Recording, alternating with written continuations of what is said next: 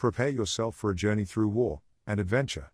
Follow Fitzroy Maclean as he takes you to the guerrilla battlefields of Yugoslavia. These are his words. Let's begin.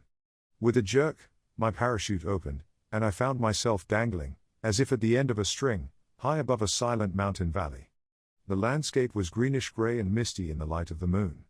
It looked invitingly cool and refreshing after the sand and glare of North Africa. Somewhere above me, the aircraft, having completed its mission, was headed for home. The noise of its engines gradually faded into the distance. Far below, and some distance away, I could see several fires burning. I hoped they were the right ones, as the Germans also lit fires at night in various locations across the Balkans, hoping to mislead supply drops and parachutists. As I swung lower, I heard faint shouting from the direction of the fires, but I still couldn't see the ground beneath me. We must have been dropped from a considerable height for it to take so long to descend. Suddenly, without further warning, there was a jolt, and I found myself lying in a field of wet grass. No one was in sight.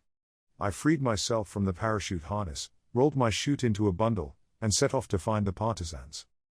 The first field I crossed was empty, but as I scrambled through a hedge, I came face to face with a young man in a German uniform, holding a submachine gun.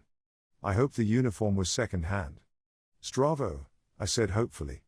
"Ja sam engelski officer." At this, the young man dropped the submachine gun and embraced me, shouting over his shoulder, "Nosau sam generala, I have found the general." Other partisans came running up to see me. Most were young, with high Slav cheekbones, wearing a strange assortment of civilian clothes and captured enemy uniforms, all marked by a red star on their caps, sometimes embellished with a hammer and sickle. Together, we walked toward the fires, which I could now see flickering through the trees. The partisans chatted excitedly as we went. It was cold, and I was glad to get near the warmth of the blaze. I found Vivian Street, Slim Farish, and Sergeant Duncan already there, none the worse for their jump. We added more sticks and straw to the fire to guide in the second aircraft, which had left Bizerta shortly after us. It was important to keep the fires burning. Someone handed me an apple. As I ate it, a tall, dark young partisan, whose badges, well-cut uniform, and equipment marked him as someone of importance, approached and introduced himself as Major Velebit, a member of Tito's personal staff. He had been sent to welcome me and escort me to Tito's headquarters. After greetings, Velebit quickly got down to business. The partisans, he said, were glad I had come. They hoped my arrival meant they would receive supplies. For 2 years, they had fought desperately against overwhelming odds with no arms or equipment, except what they could capture from the enemy. He was eager for confirmation that the Allies understood their plight. It took a while before I could get a word in, but I explained that I had been sent to assess the situation in Yugoslavia. The British government's policy was simple, to help anyone fighting the enemy. This seemed to reassure him, and soon we were chatting more casually. As we talked around the fire, the sky began to lighten. It was clear that the second aircraft would not be coming now. We could only hope that the others had not been dropped in the wrong location or, worse, fallen into German hands. The partisans had gathered the supplies dropped from our plane and loaded them onto peasant carts to transport them to safety. With German troops and aircraft nearby, the open valley was no place to linger by daylight. The fires were extinguished, horses were brought out, and we set off with several dozen partisans as our escort. Our route took us along the banks of a rushing mountain stream between high, green hills. The sun was shining. From time to time, we passed peasants who greeted us cheerfully. Velebit proved an engaging companion. Before the war, he had been a lawyer and a young man about town. By descent, he was a Serb from a distinguished military family. His father had been a general. Widely read and well-traveled, he had worked underground for the partisans in German-occupied towns before joining them in the mountains, a perilous undertaking. Intelligent and quick-witted, with a sharp sense of humor, he would become a trusted companion over the next 18 months. After a couple of hours, we reached a small sunlit village nestled high in the Bosnian hills. Its wooden houses clustered around a tree-shaded square, and above them rose the minaret of a mosque. The village was called Mkonisgrad, though Sergeant Duncan nicknamed it Mkonichigrad. This was the headquarters of the local partisan commander, Slavko Rodic, where we were to have breakfast. Rodic, a dashing young man of about 25, rode out to greet us on a German officer's captured horse. With him were his chief of staff and his political commissar, a jovial Serb with a long moustache. We repaired to a peasant's house where breakfast awaited. At the door, a sentry with a submachine gun saluted with a clenched fist. A pretty girl, armed with a pistol and grenades at her belt, poured water over my hands and dried them with a towel. We sat down to a simple breakfast of black bread and round after round of pink vanilla brandy. The conversation was lively, covering everything from horses to parachuting to politics. Yet, inevitably, it returned to the same topic: when would the Allies send the partisans arms? While we sat there, messengers arrived with situation reports from nearby areas where operations were in progress.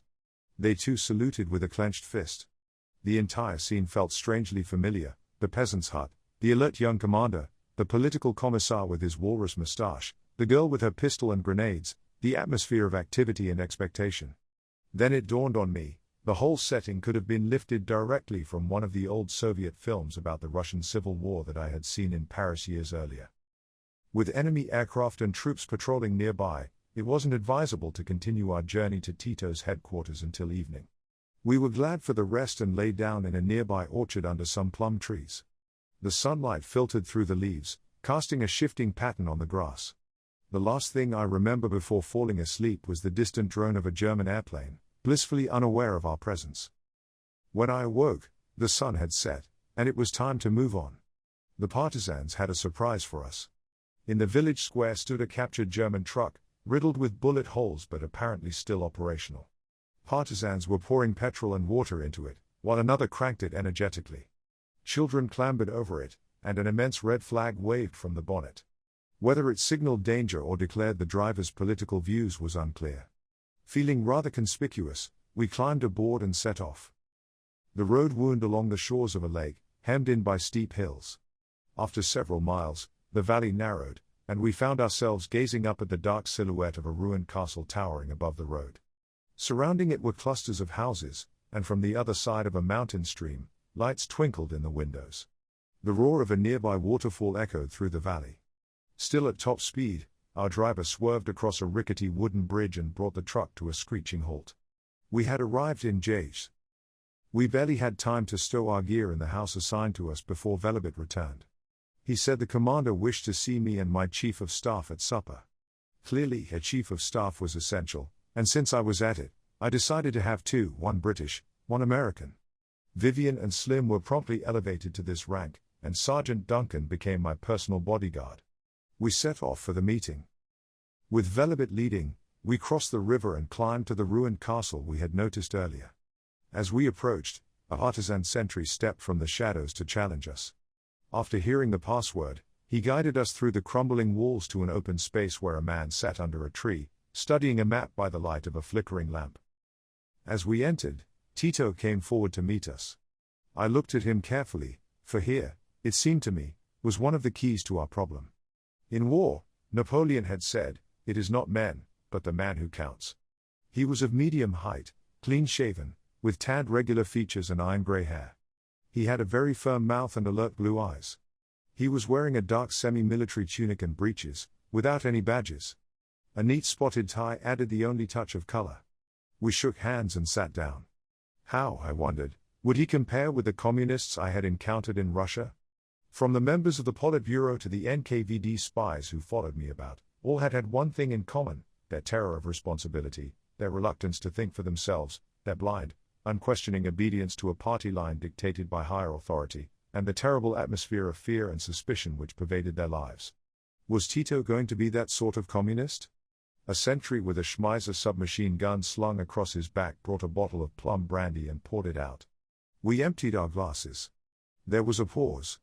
The first thing, clearly, was to find a common language. This, I found, presented no difficulty. Tito spoke fluent German and Russian and was also very ready to help me out in my first attempts at Serbo-Croat. After a couple of rounds of plum brandy, we were deep in conversation. One thing struck me immediately: Tito's readiness to discuss any question on its merits and, if necessary, to make a decision there and then. He seemed perfectly sure of himself, a principal, not a subordinate. To find such assurance, such independence in a communist was, for me, a new experience. I began by telling him the purpose of my mission. The British government, I said, had received reports of partisan resistance and were anxious to help. but they were still without accurate information as to the extent and nature of the partisan movement. I had now been sent in with a team of military experts to make a full report and advise the commander-in-chief on how help could best be given. Tito replied that he was glad to hear this. The partisans had now been fighting alone and unaided for 2 years against overwhelming odds. For supplies, they had depended on what they captured from the enemy. The Italian capitulation had helped them enormously, but outside help was what they needed most of all. It was true that, from time to time during the past few weeks, an occasional parachute load had been dropped at random, but the small quantity of supplies that had reached them in this way, though gratefully received, was of little practical use when distributed among over 100,000 partisans. I explained our difficulties: lack of aircraft, lack of bases nearer than North Africa, and the needs of our own forces. Later, we hoped to move our bases to Italy, and that would be a help. Meanwhile, as a first step toward improving our organization, I suggested that I should have an officer with a wireless set dropped to each of the main partisan headquarters throughout the country. These would be in touch with me and with our supply base and could arrange for supplies to be dropped in accordance with a central scheme that he and I could draw up together. Tito at once agreed to this suggestion. It would, he said, help him and enable us to see for ourselves how the partisans were fighting in different parts of the country. Then he asked whether we had thought of sending in supplies by sea. Following on the Italian capitulation a week earlier, the situation in the coastal areas, which had been occupied by the Italians, was extremely fluid. Indeed, the partisans were at the moment actually holding the town and harbour of Split, though it was unlikely that they would do so for long. If some shiploads of arms could be run across the Adriatic from Italy and landed at specified points on the Dalmatian coast, it should be possible to transport them back into the interior by one means or another before the Germans had had time to consolidate their position in the areas vacated by the Italians. In this way, the equivalent of several hundred airplane loads of supplies could be brought into the country in a few days. This possibility seemed worth exploring, and I said that I would ask GHQ urgently for their views by signal. We also agreed that our chiefs of staff should start work the next day on a joint scheme, providing for British or American liaison officers under my command to be attached to all the main partisan formations, and for a system of priorities as between different parts of the country and different types of supplies. As the night wore on, our talk drifted away from the immediate military problems that we had been discussing, and Tito, whose initial shyness had long since worn off, told me something of his past. The gaps in his narrative I filled in later. The son of a Croat peasant, he had fought in the First World War in the ranks of the Imperial Austro-Hungarian army. He had been sent to the Russian front, where he was wounded and taken prisoner by the armies of the Tsar. Thus, in 1917, at the time of the Bolshevik Revolution, he had found himself in Russia. All prisoners of war were set free, and he himself volunteered for the newly formed Red Army. He served in it throughout the Civil War. It was his first taste of the new ideas. He returned to his own country a convinced communist. The life which now began for Tito, or Josip Broz, to give him his true name, was that of a professional revolutionary, a loyal servant of the Communist International. Of that he made no secret. In the new kingdom of Yugoslavia, of which he was now a citizen, the Communist Party was declared illegal almost as soon as it was formed, and severely repressive measures were taken against its members. And so, he spent the next 20 years in and out of prison, in hiding, and in exile. Proudly, he showed me a photograph of himself that the partisans had found in an old police register and which he kept as a memento of this period of his existence. Then, in 1937, a new phase opened in his career. The Communist International was purging the foreign communist parties. In Yugoslavia, they found that the party had become badly disorganized and had fallen into grave heresies. A key point in southeastern Europe was endangered. A reliable, determined man was needed to put matters right. Gorkic, the Secretary-General of the Yugoslav Communist Party, was liquidated, and Josip Broz was appointed in his place. He was a good organizer. In his underground army he made new appointments, allotted new tasks, and established new discipline. He would send for people and tell them what to do. You, he said to them, will do this, and you that, in Serbo-Croat, Tito, Tito. He did this so often that his friends began to call him Tito. The name stuck. It grew to be more than a nickname. It became a call to action, a rallying point. The German invasion of Yugoslavia in 1941 was bound to cause some uneasiness in Moscow, despite the Soviet-German pact. The pundits of the Kremlin still refused to believe the stories of an impending German attack on the Soviet Union, but they could scarcely regard with pleasure the extension of Hitler's rule to the Slav countries of the Balkans, historically a Russian preserve. Elsewhere, communists all over the world continued to denounce the struggle of Great Britain and her allies against Nazi Germany as the Second Imperialist War. In occupied Yugoslavia, the Communist Party, still underground, appeared to have received different instructions from those sent to their comrades in other countries, instructions that were not altogether in accordance with the spirit of the Soviet-German Pact. Even before June 1941, when the German invasion of the Soviet Union turned the Second Imperialist War into the heroic struggle of democracy against fascism, Tito and the Yugoslav communists had begun to prepare for resistance to the invader. By the summer of 1941, the first partisan detachments were operating in Serbia and elsewhere under Tito's command. At first, they consisted of small groups of determined men and women who had taken to the hills and forests, armed with cudgels, axes, old sporting guns, and anything else they could lay hands on.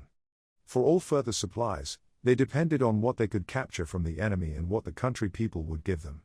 When the partisans first entered the field in the summer of 1941, they found another resistance movement in existence, the Chetniks, formed around a nucleus of officers and men of the Royal Yugoslav Army, under the leadership of Colonel Draza Milojevic. They were, in the early days, more numerous and better equipped than the partisans. At no time, however, was their discipline as ruthless or their organization as good. At first, Yugoslavia had been dazed by the suddenness of the German attack. Now, when the first shock had passed, there returned to the people of Yugoslavia the fierce spirit of resistance for which they have been famous throughout history. The rising, which took place in Serbia in the summer of 1941, was essentially a national rising. In it, partisan and Chetnik bands fought side by side. It was astonishingly successful. The Germans were taken by surprise. Large areas of the country were liberated, with peasants flocking to join the resistance. A unified command and a united effort against the invader seemed possible, even probable. It was in these circumstances that a meeting took place between Tito and Milojevic in the neighborhood of Užice.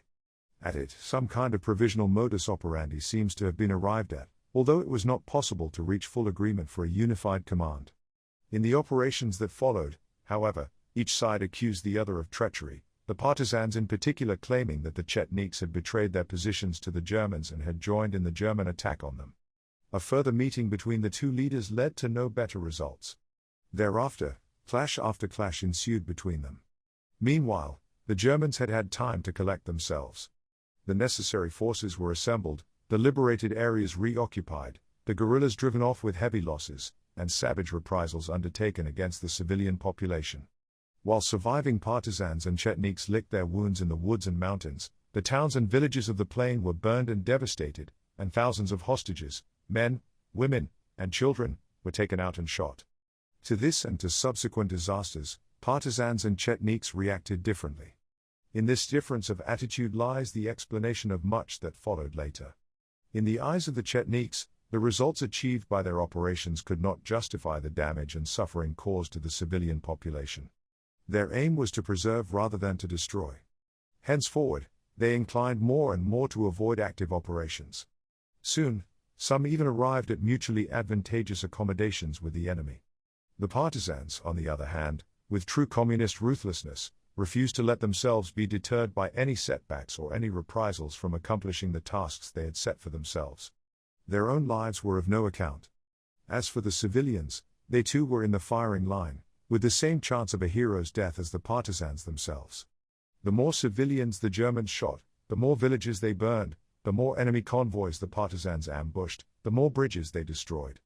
It was a hard policy, especially for men operating in their own part of the country, but in the end, it was justified by events and, notably, by the unwilling respect it imposed on the Germans, a respect that no amount of appeasement could ever have inspired. As we sat talking under the stars, I asked Tito whether now, 2 years after his original negotiations with Milojevic, there was any hope of reaching an agreement with the Chetniks and thus forming a united front against the enemy.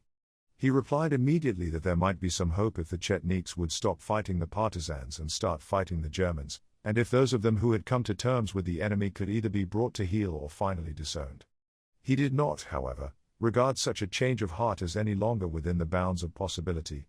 2 years ago, when he met Milojevic, he had even been prepared to place himself under the latter's command, but Milojevic had sought to impose conditions that he could not accept.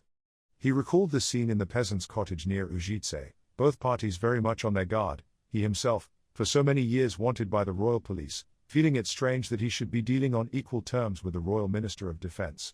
Mihailovic, very much the professional staff officer, did not know what to make of this communist agitator turned soldier and half believed him to be a Russian. Both felt that the other perhaps had something to offer that was worth having. In those days, he said, the Chetniks had the advantage. Now the partisans were the stronger, and it would be for them to impose their terms. But in any case, he thought the Chetniks had become too undisciplined and demoralized from long inaction and had gone too far in their collaboration with the enemy for any real change of heart. Much too had happened in the last 2 years that could not be lightly forgotten. I asked him whether any Chetniks had come over to the partisans of their own accord. Many, he said. Father Vlado will tell you about them. And he beckoned to a man with a striking red beard and an unrivaled collection of pistols, bandoliers, and hand grenades strung round him, who seemed to be the life and soul of a little group of officers at the other end of the table. When he had joined us, I saw that in addition to the usual red star, this walking armory was wearing a gold cross as a cap badge. He was a Serbian Orthodox priest who, at the time of the German occupation, had collected all the able-bodied parishioners he could find and taken to the woods. He had first joined Mihailovic and had been given command of a Chetnik formation. At an early stage, however, he left the Chetniks for the partisans. This, he explained, he had done because he did not get enough fighting with Mihailovic. With the partisans, on the other hand, he got all the fighting he wanted while at the same time ministering to the spiritual needs of the Serbs among Tito's forces. Many other Chetniks, he said, had done the same thing as he had, for the same reasons. Father Vlado soon showed that his prowess was not solely confined to the pulpit and the battlefield, for he more than held his own both as a raconteur and a trencherman. Altogether, he was a remarkable figure. After Mihailovic, we talked about King Peter. Tito said that the question of whether or not the dynasty should be restored could not finally be settled until after the Germans had been driven out. The king had done himself good by his conduct at the time of the coup d'état. But the people's enthusiasm for him waned when they reflected that he was living in comfort in London while they were fighting for their lives in the mountains and forests. Moreover, some of his pronouncements, broadcast over the wireless, had caused bitter resentment. For example, some months earlier, he had awarded the Karadziordier Star for gallantry in the face of the enemy to one of Mihailovic's commanders who, at the time, was actually living at Italian headquarters, while his award of the Karadziordier Star to another Chetnik leader had coincided with the award of the Iron Cross to the same man by Hitler. Recently, too, they had been listening to the Serbo-Croat broadcast from London when it was announced that the king had outlawed Tito's own chief of staff as a traitor. The announcement had reached them after an extremely bloody battle with the Germans, and Tito said that the chief of staff, a tall, gloomy-looking man sitting at the other end of the table, had taken it very much to heart. To this, I retorted that I thought they were being rather hard on the king, who was no doubt misinformed on certain aspects of the situation, and who, I felt sure, as a young man of spirit, asked for nothing better than to be allowed to fight if given the chance. If it came to that, would he be allowed to join the partisans if a way could be found to get him there? Turning the idea over in his mind, Tito was clearly rather tickled at the thought that he, a communist outlaw, should have a king under his command. It might, he said, add to the prestige of the movement in Serbia, though not in Croatia, where the dynasty was unpopular. It would lead to all kinds of complications, but he did not entirely exclude the possibility. Only, if he were to come, the king must come as a soldier and not as a reigning sovereign, for, once again, the question of the future form of government of the country was one which could only be settled once the war was over. We talked of politics in general. I said that I was a conservative, that he was a communist. We discussed the theory and practice of modern communism. His theme, in its broad lines, was that the end justified the means. He developed it with great frankness. I asked him whether it was his ultimate aim to establish a communist state in Yugoslavia. He said that it was, but that it might have to be a gradual process. For the moment, for instance, the movement was based politically on a popular front and not on a strictly one-party system. At the same time, the occupation and the war were rapidly undermining the foundations of the old political and economic institutions, so that, when the dust cleared away, very little would be left, and the way would be clear for a new system. In a sense, the revolution was already in progress. And will your new Yugoslavia be an independent state or part of the Soviet Union? I asked. He did not answer immediately. Then, You must remember, he said, the sacrifices we are making in this struggle for our independence. Hundreds of thousands of Yugoslavs have suffered torture and death, men, women, and children. Vast areas of our countryside have been laid waste. You need not suppose that we shall lightly cast aside a prize which has been won at such cost. It might mean something. On the other hand, I reflected, it might not. These were interesting thoughts to go to bed on. As we made our way down the hill and across the river, I tried to sum up my impressions of the man with whom I had been talking, and reached the conclusion that it should not be impossible to get on with him. Militarily, it was too early to form any opinion of the partisans or of Tito as a leader. First, I must see all I could for myself. But he clearly possessed energy, determination, and intelligence. Also, he seemed, to my relief, to have a sense of humor. Though strangely shy socially, a rather engaging weakness, he was perfectly sure of himself when it came to fundamentals. He relied, too, on his own judgment and was ready to give his views on any subject that happened to crop up. In short, here at last was a communist who did not need to refer everything to the competent authorities, to look up the party line at every step. He himself was the competent authority, and, as for the party line, he knew it instinctively, or perhaps even evolved it as he went along. At the same time, there was no pretense at liberalism or social democracy, or any question of his being anything but a communist. In this respect, at any rate, I knew exactly where I stood. Might he, as time went on, evolve, become more of a nationalist, less of a communist? Might his allegiance to Moscow weaken? Would he ever be able to throw off a mental habit painfully and rigorously built up over 20 years? It seemed unlikely. And yet, there was that unexpected independence of mind, that odd lack of servility. That concludes the 9th part of the story. Thank you very much for listening. Please subscribe for more episodes and leave a comment.